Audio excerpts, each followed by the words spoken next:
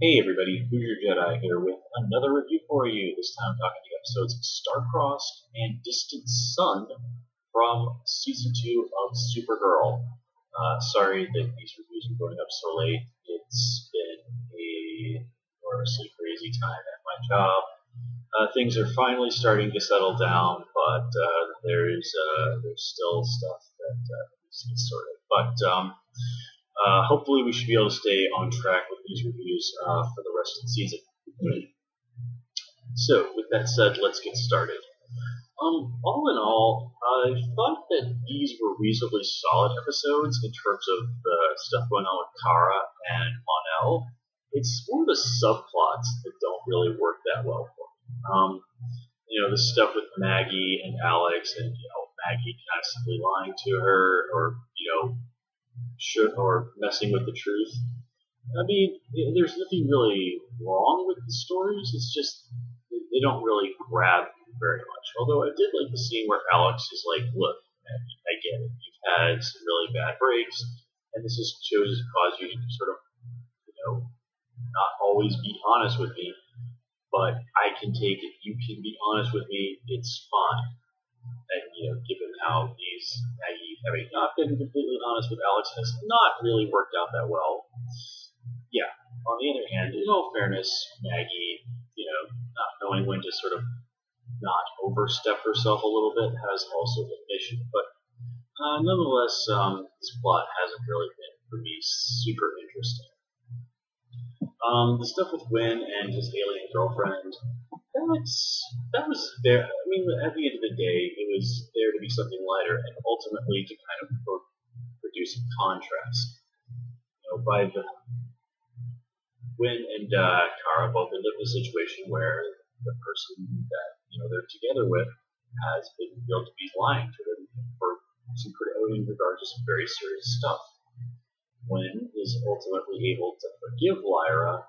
Kara, because of her emotional baggage, especially with regards to the whole Daxamite thing, she does get there eventually, but it's a much more difficult road for her, and she initially rejects forgiving Mon-El. I mean, her anger and her disgust at the Daxamite culture rears its head, and in fairness to Mon-El, that's not really something he had that much control over, especially given what we've seen of his parents. He's had a chance to really think about the way he was raised and be shown a different path, a better one. And this is what ultimately causes him to reject his parents' desire to come back to Daxam with him. And to reject the kind of Daxam they want to build. But again, people don't just do that like that. People tend to believe what they were raised to believe, no matter how ridiculous it is. I mean, Queen Rhea even says she thinks that the people that were kidnapped and enslaved for the benefit of Daxam were happy and grateful with their new lives. Of course, it also really doesn't make a whole lot of sense that an advanced spacefaring culture would even bother with slavery, as on our planet, slavery was pretty much done mostly for economic reasons. And, if you can build spaceships and fly through outer space, probably just build robots and machines that'll do all of that work 24/7 and are much less likely to rebel or get sick. I mean, basically, science sort of eliminates the real benefits of slavery.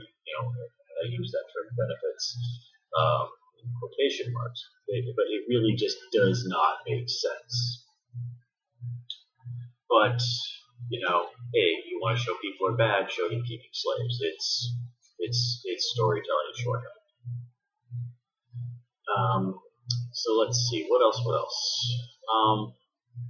The whole story of of course, Mon-El being revealed to be the prince, and Kara's struggle with that. I mean, this is all really well done. There's a lot of very raw emotion going on here.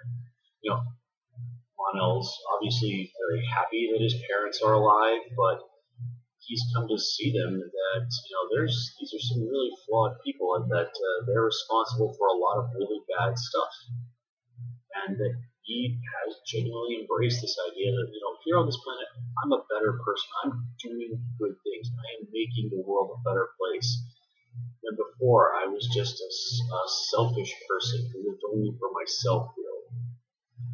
And I mean, when we see that scene back on Daxon, I mean, the story is even worse. That his bodyguard flat out murdered a guy to get the ship so that Mon-El could escape. And, unless my eyes are playing tricks on me, that guy actually had on his clothes a symbol of the House of El, meaning this guy could have been a relative of Kara's, or at least perhaps a retainer of some sort. But nonetheless, it is seeing Mon-El really struggle with this situation, and we do got to give a minute here to really give it up for Terry Hatcher being Queen Rhea. She's really doing a great job. Although I thought that whole "make Daxon great again" that was laying it on too thick. And I was surprised by how much I enjoyed Kevin Sorbo's performance, particularly in the last episode. He does really seem very genuine in his sadness that my son has chosen a very different path. He's rejected us, but I want my son to be happy. And of course, this turns around and bites him in the ass. So, I mean, we do feel a little bit sorry for Queen Rhea. I mean, she's someone who obviously does love her family very much, but I mean, she's really a very classic textbook control freak. And I mean, she does have the best interests of Dax at her heart, but it's basically, there's no other way but mine, and anybody who disagrees with me for any reason or goes against me in any way becomes my enemy.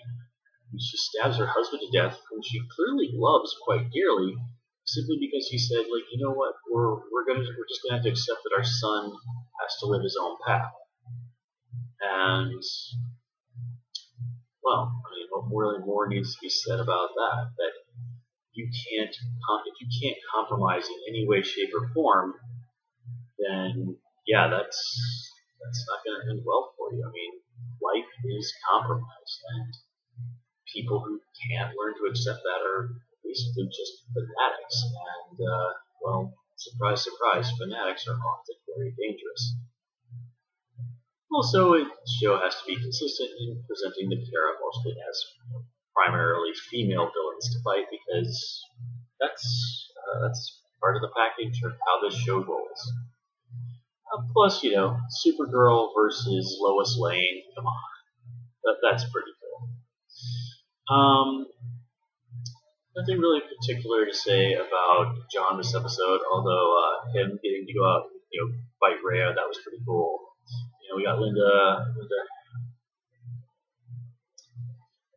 Carter back as the president. Going to be interesting to see what happens with that. Man, it would be so awesome if somehow we could get some sort of a scene between Rhea and the president. Wonder Woman and Lois Lane. Very, very cool.